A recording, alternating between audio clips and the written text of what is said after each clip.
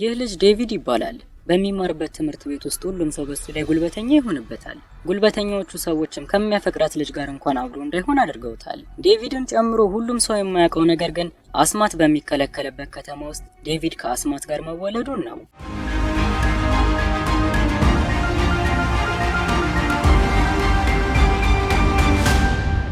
ፊልሙ የሚጀምረው በአሜሪካ የምትገኝ ትንሽ የገጠር ከተማ ውስጥ የሚኖሩትን ዴቪድ እና አሳዳጊ አባቱ ዊሊያምን እያሳየን ነው። ዴቪድ ገና በ5 ዓመቱ ነበር እናቱ ጥላ የጠፋችው። በዚህም ምክንያት ዊሊያም ዴቪድን ለብቻው ነው የሚያሳድገው። ዴቪድን በሚማርበት ትምህርት ቤት ውስጥ የሚያፈቅራት ሚሊ የምትባል ልጅ አለች። ሚሊም የኤፍል ታወርን በጣም ስለምትወደው በውስጡ የኤፍል ታወር ያለበትን ሉል አምጥቶ ይሰጣታል። ሚሊም ስለ ስጦታው ዴቪድን በምታመሰግነው ሰዓት ማርክ የሚባል ልጅ ይመጣና ስጦታውን ተቀብሏት ይወረውረዋል። ዴቪድም ማርክ የጣለውን ስጦታ ለማምጣት ወደ በረዶው ጋር ይሄዳል። ነገር ግን ጊዜው በረዶዎቹ ገና ያልጠነከሩበት ጊዜ ስለነበር ዴቪድ በበረዶ ውሃ ውስጥ ይወድቃል። ዴቪድ በውሃ ውስጥ ራሱን ለማዳን እየሞከረ ነበር። እንዴት እንደሆነ ባያቅም ግን ራሱን በቤተ መጻሕፍት መሃል ያገኘዋል። ዴቪድም ከውሃ ውስጥ እንዴት እየወጣ እያሰበ ወደ ቤቱ ይመለሳል። አባቱ ግን አርፍዶ ስለነበረ እሱ ላይ መጮህ ይጀምራል። ቀድሞውኑ ሲመጣ የተበሳጨው ዴቪድም በአባቱ ይናደድና ክፍሉ ገብቶ በሩን ይዘጋል። ዊሊያምም ዴቪድ የዘጋውን በር ሰብሮ በሚገባ ሰዓት በድጋሚ ዴቪድ ራሱን በመጻሕፍት ቤት ውስጥ ያገኛል። የዚህን ሰዓትም ዴቪድ ልዩ ፓወር እንዳለው አወቀ። በድጋሚም ወደ ቤቱ ከተመለሰ በኋላ አካባቢውን ለቆ አዲስ ህይወት ለመመስረት ይወስናል። ከመሄዱ በፊት ግን ሚሊ ደህንነቱን እንድታቅ ብሎ ስጦታውን መልሶ በሯ ላይ ያስቀምጥላታል። ትዕይንቱ ሲቀየር ዴቪድ ከሚኖሩበት ገጠር ተነስቶ ወደ ትልቁ ከተማ ሄዷል። በከተማ ውስጥም ፓወሩን የበለጠ መጠቀም እንዲችል መለማመድ ይጀምራል። አሁን ላይ ዴቪድ ያወቀው ሌላ ነገርም ፎቶ እየተመለከተ ስለ ቦታው በሚያስብ ሰዓት ቦታው ላይ መሄድ እንደሚችል ነው። ዴቪድም በአንድ ትልቅ ህንጻ ላይ ከተቀመጠ በኋላ እናቱ ሜሪ ማስታወስ ይጀምራል። በመቀጠልም ዴቪድ ይህንን አስማታዊ ችሎታውን ወደ ቢዝነስ ለመቀየር ወስኗል። በከተማ ውስጥ የሚገኘውን ትልቁን ባንክን በምሽት በመሄድ ይዘርፋል። ባንኩ መዘረፉን ያወቀ ሮላንድ የተባለ ፖሊስም ወደ ባንኩ ይመጣል። በእርግጠኝነት ሮላንድም ይህንን የሚሰሩት አስማተኞች መሆናቸውን አውቋል። ሮላንድም አስማተኞችን በማሳደድና በመግደል የበርካታ ጊዜ ልምድ አለው። ፊልሙም 8 ዓመታትን ወደፊት ይሻገራል። ዴቪድ አሁን ላይ ትልቅ ሰው ሆኗል። ለበርካታ ጊዜያትን ባንኮችን ከዘረፈ በኋላ አሁን ላይ በከተማ ውስጥ አለ የሚባል ባለሀብት ሆኗል። ዴቪድም አሁን ላይ የሚኖርበትን አፓርታማ ጨምሮ ያሉት ቅንጡ እቃዎች አጠቃላይ ቢሊዮን ዶላሮችን ያወጣሉ። ትዕይንቱ ሲቀየር ዴቪድ በአስማት ወደ ጭፈራ ቤት ይሄዳል። ዴቪድ አስማት እንዳለውም ግሪፍን የተባለ ወጣት ይመለከታል። በሌላ በኩል ሮላንድ አስማተኞችን ለመያዝ የሚሆን ወጥመድ ሰርቷል። በጫካ ውስጥም ሮላንድ በሰራው ወጥመድ ውስጥ አንድ አስማተኛ ልጅ ተይዟል። ሮላንድም የአስማተኞቹ ጥፋት እየከፋ ስለመጣ በያዛቸው ቁጥር ይገላቸዋል። በጫካ ውስጥ የተያዘውንም አስማተኛ ልጅ ይገለዋል። ትዕይንቱ ሲቀየር ሮላንድም ወደ ዴቪድ ቤት ሄዷል። ዴቪድም ባንኮችን ከዘረፈ በኋላ የተለያዩ ማስታወሻዎችን በባንክ ውስጥ ያስቀምጥ ነበር። ዴቪድም እስከዛሬ ከዘረፋቸው ባንኮች ውስጥ ያስቀመጣቸውን ማስታወሻዎች ሮላንድ ይዞ ወደሱ ጋር ይመጣል። አሁን ላይም ሮላንድ ባንኮቹን የሚዘርፋቸው ዴቪድ መሆኑን አውቋል። ዴቪድም በቀላሉ ከሮላንድ ለማምለጥ ይሞክራል። ነገር ግን ሮላንድ ከፍተኛ ቮልት መጠን ያለውን ኤሌክትሪክ በመጠቀም ዴቪድን መሬት ላይ ይጥለዋል። ዴቪድም ችግር በተፈጠረ ሰዓት እደበቅበታለሁ ብሎ ባዘጋጀው ክፍል ውስጥ ይገባል። ነገር ግን ሮላንድ ከሚታሰበው በላይ ጠንካራ ነው። የክፍሉንም ግድግዳ በቀላሉ እየሰባበረ ዴቪድን ማሳደድ ይጀምራል። ዴቪድም በስተመጨረሻ አስማቱን በመጠቀም ከአካባቢው ራቅ ወዳለ ቦታ ይሄዳል። ሮላንድም በዴቪድ ክፍል ውስጥ የሚገኙትን ፎቶዎች በሚመለከት ሰዓት ዴቪድ በልጅነቱ የሚያፈቅራትን የሚሊን ፎቶ አገኘ። በሌላ በኩል ዴቪድም ወደ ዊሊያም ቤት ተመልሷል። ዊሊያምም ዴቪድ ወደ ቤት መመለሱን ሲያቅ በደስታ ወደሱ ጋር ይሄዳል። ነገር ግን ዴቪድ አሁን ላይ ማንንም ሰው ማናገር አይፈልግም። ዊሊያምም ልክ እንደ መጀመሪያው ትዕይንት በሩን ሰብሮ በሚገባ ሰዓት ዴቪድ ከቤት ውስጥ ተሰውሮ ይሄዳል። በማግስቱም ዴቪድ ዊሊያምን ለመጎብኘት ይመጣል። ዊሊያም ግን ምሽት ላይ ዴቪድን ናፍቆ ሊያናገረው ሲል ትቶት ስለሄደ አሁን ላይ እሱን ማናገር አልፈለገም። በመቀጠልም ዴቪድ ወደ ሚሊ ጋር ይመለሳል። የሚሊ እናትም ዴቪድን ካየችው በጣም ስለቆየች በናፍቆት እሱን ታቅፈዋለች። ስለ ሚሊም በሚጠይቃት ሰዓት አሁን ላይ በቡና ቤት ውስጥ ሴተኛ ዳሪ ሆና እየሰራች እንደሆነ ነገረችው። ዴቪድም ሚሊ ትሰራበታለች ወደ ተባለው ቡና ቤት ይሄዳል። የዚህን ሰዓትም በልጅነቱ እሱን ያሰቃየው የነበረው ማርክን አገኘው። ማርክም ከረጅም ዓመታት በኋላ ዴቪድን ሲያገኘው በርካታ ጥያቄዎችን መጠየቅ ይጀምራል። ሚሊም በድጋሚ ዴቪድን በማግኘቷ በጣም ተደስታለች። ነገር ግን ማርክ ሁለቱን እንደከዚህ በፊቱ ለመረበሽ ይሞክራል። ዴቪድም አሁን ላይ ኃያል ስለሆነ ማርክን በቀላሉ መሬት ላይ ይዘርረዋል። በመቀጠልም ዴቪድ አስማቱን በመጠቀም ማርክን ወደ ባንክ ቤት ይዞት ይሄዳል። በባንክ ቤት ካዝና ውስጥ ማርክን ትቶት ወደ ቡና ቤት ይመለሳል። ዴቪድም አሁን ላይ ባንክ ቤት ውስጥ ማርክን ስላስቀመጠው ፖሊሶች በሚመጡ ሰዓት ዘራፊ ብሎ ያስሩታል። ዴቪድም በድጋሚ ሚሊን ካገኛት በኋላ የልጅነት ህልሟን ማስታወስ ይጀምራል። ከልጅነቷ ጀምሮ ፓሪስ በመሄድ ኤፍል ታወርን መጎብኘት ስለምትፈልግ አሁን ላይ ያሳክተው እንደሆነ ይጠይቃታል። ነገር ግን የሚሊ ህይወት ሙሉ በሙሉ ስለተበላሸ ሚሊ ስለዛ ማውራት መስማት አትፈልግም። አሁን ላይም ዴቪድ ምን እየሰራ እንደሆነ ጠየቀችው። ዴቪድም በባንክ ቤት ውስጥ እንደሚሰራ ነገራት። ግሪፈንም ከዚህ በፊት ዴቪድ አስማቱን ሲጠቀም ከተመለከተ ሰዓት ጀምሮ እስካሁን እየተከተለው ነው። ትዕይንቱ ሲቀየር ሮላንድ ባንክ ቤት ውስጥ የተያዘው ማርክ ጋር ሄዷል። አስማተኛ እንደሆነ በሚጠይቀው ሰዓት አስማተኛ እንዳልሆነና አስማተኛው ዴቪድ መሆኑን ይጠቁማል። በተጨማሪም ማርክ ዴቪድና ሚሊ ስላላቸው ግንኙነትና አሁን የሚገኙበትን ቦታ ጭምር ተናግሯል። በሌላ በኩል ዴቪድና ሚሊም ለመዝናናት ወደ ሮም ሄደዋል። ሚሊም ያረፉበት ሆቴል ውድ ስለሆነ የዴቪድን ስራ መጠራጠር ትጀምራለች። የባንክ ቤት ደሞዝም ይህን ያህል ወጪዎችን ሊሸፍን እንደማይችልና ብሩን ኬት እያመጣ እንደሆነ ጠየቀችው። ዴቪድም ሁሉንም ነገር በኋላ እንደሚያስረዳት ነገራት። በሌላ በኩል ግሪፈን እና ዴቪድን ተከትሎ ወደ ሮም መጥቷል። ዴቪድና ሚሊም በሮም ውስጥ የሚገኝ አንድ ጥንታዊን ቦታ ለመጎብኘት በሚሄዱ ሰዓት ቦታው አሁን ላይ ዝግ እንደሆነ ተነገራቸው።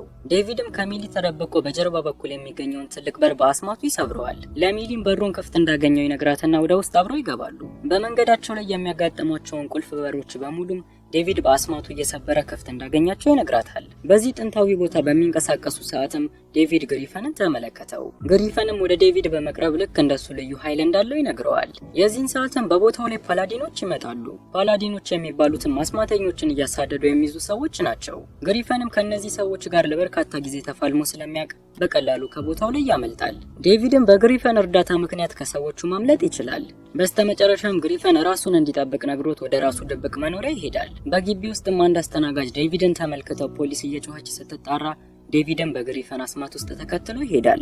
እነዚህ ልጆች አስማታቸውን በሚጠቀሙ ሰዓት የተወሰነ ደቂቃ እነሱ የገቡበት አስማታዊ በር ክፍት ይሆናል። እናም ዴቪድ የግሪፈንን አስማታዊ በር ተከትሎ ገብቷል። ግሪፈንም ድብቅ መኖሪያው በዴቪድ በመታወቁ ተበሳጨ። የዚህን ሰዓት ግሪፈንም ሚሊ ለብቻዋ ትቷት እንደመጣ አስታወሰው። ዴቪድም በፍጥነት ወደ ሚሊ ጋር ይመለሳል። ነገር ግን ቦታው ዙሪያውን በፖሊሶች ተከቦ ስለነበር ሚሊ እና ዴቪድ ይታሰራሉ። ዴቪድም ወደ እስር ቤት ከሄደ በኋላ የእስር ቤቱ ዋና መርማሪ የሆነችው ሜሪ በቦታው ላይ ትመጣለች። የፖሊሶቹ ዋና መርማሪ የሆነችው ሜሪም የዴቪድ እናት ሆና ተገኘች። ሜሪም ልጇ ታስሮ ሲሰቃይ ማየት ስላልፈለገች እንዲያመልጥ ትረዳዋለች። ዴቪድ እና ሚሊም ከእስር ቤት ማምለጥ ችለዋል። ሚሊም እንዴት አድርገው ሊወጡ እንደቻሉ በምትጠይቀው ሰዓት ፖሊሶቹ መርምሯቸው ምንም ችግር ስለሌለባቸው እንደወጡ ነገራት። ቢሆንም ግን ሚሊ ልታምነው አልቻለችም። ሚሊም ላታምነው የቻለችው በመንገድ ላይ ሲመጡ ከፖሊሶች ለበርካታ ጊዜ ሲደበቅ ስላየችው ነው። ዴቪድም የዚህን ሰዓት በቦርሳ ውስጥ የያዘውን በርካታ ገንዘብ ያሳያታል። ከዚህ በኋላም አብረው እንደማይቀጥሉና ዴቪድ ወደሚፈልገው ቦታ ሊሄድ እንደሆነ ነገራት። ሚሊም የዚህን ሰዓት በዴቪድ መከዳቷን አወቀች። በሐዘን ስሜት ውስጥም ሆነ ወደ ቤቷ ትመለሳለች። በሌላ በኩል ሮላንድ ከማርክ ባገኘው መረጃ መሰረት የዴቪድ አባት ወደሆነው ወደ ዊሊያም ቤት መጥቷል። ለዊሊያምም ዴቪድ የት እንደሚገኝ ይጠይቀዋል። ዊሊያምም በእርግጥ አሁን ላይ ልጁ የት እንደሚገኝ እንደማያውቅ ነገረው። ነገር ግን ቢያቅም ኑሮ ልጁን አሳልፎ እንደማይሰጥ ተናገረ። በሌላ በኩል ዴቪድ መሄጃ ቦታ ስለሌለው ከዚህ በፊት ወደ ሄደበት ወደ ግሪፈን መኖሪያ ተመልሶ ይሄዳል። ግሪፈንም ለዴቪድ ስለ ፓላዲኖች ማስረዳት ይጀምራል። አሁን ላይም በእነሱ ላይ ጥናት እያደረገ እንደሚገኝና እስከ መጨረሻው እንደሚያጠፋቸውም ግሪፈን ለዴቪድ ይነግረዋል። የበለጠ ግን ዴቪድን ያስጨነቀው ነገር ፓላዲኖች የአስማተኛ ቤተሰቦችን እንደሚገሉ ሲሰማ ነበረ። በፍጥነትም ወደ አባቱ ወደ ዊሊያም ጋር ይሄዳል። በሚያሳዝን ሁኔታ ግን ዊሊያም በሮላንድ ተደብድቦ መሬት ላይ ወድቋል። ዴቪድም አባቱን ይዞ በፍጥነት ወደ ሆስፒታል ይሄዳል። ቢሆንም ግን እሱን ማትረፍ አልተቻለም። ለማርክም ለፖሊሶች የአባቱን መኖሪያ የጠቆመበት እሱ ስለነበር እዛው እስር ቤት ውስጥ ይደበድበዋል። በመቀጠልም ዴቪድ ወደ ግሪፈን ጋር ይመለሳል። ፓላዲኖችን ለማጥፋት በሚያደርገው እንቅስቃሴ ላይም እሱን ማገዝ እንደሚፈልግ ነገረው።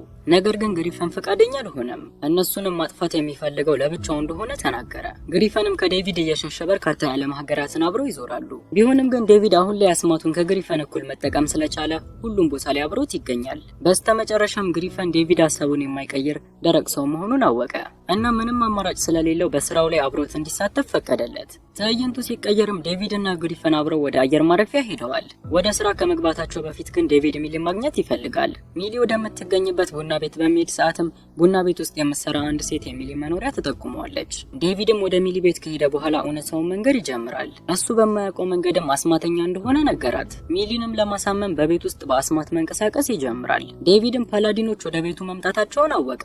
ምንም አማራጭ ስለሌለውም ሚሊን ይዟት ወደ ግሪፈን መኖሪያ ይሄዳል። ግሪፈንም ይህንን በተመለከተ ሰዓት ይበሳጫል። ከዚህ በፊት ዴቪድ የግሪፈንን መኖሪያ እንዳገኘው ሁሉ እነዚህ ፓላዲኖችም የእነሱን የአስማት አሻራ ተከትለው ወደዚህ ሊመጡ እንደሚችሉ ነገረው። በሌላ በኩል እነ ሮላንድ ልክ ግሪፈን እንደተናገረው የእነሱን የአስማት ዱካ ተከትለው ወደ እነሱ መኖሪያ እየሄዱ ነው። እነ ዴቪድም የዚህን ሰዓት በቤት ውስጥ ተደብቀዋል።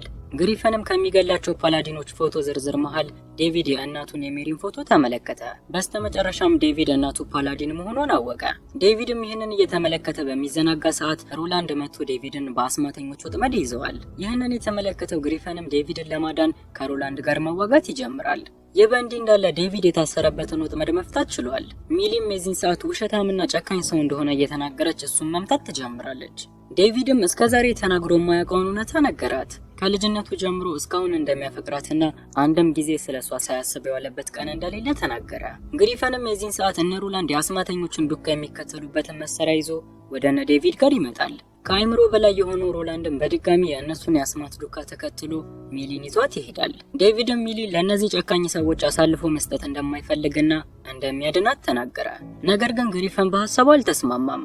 ማንንም ሰው ቢሆን መስዋዕት አድርገው ፓላዲኖችን ማጥፋት የነሱ ዓላማ እንደሆነ ያስታውሰዋል። ዴቪድም አባቱን በሞት አጥቶ ሳለ በድጋሚ ሚሊን ማጣት እንደማይፈልግ ለግሪፈን ነገረው። በሁለቱ መሃልም አለመግባባት ስለተፈጠረ ከባድ አስማታዊ ጸብ በእነሱ መሃል ይነሳል።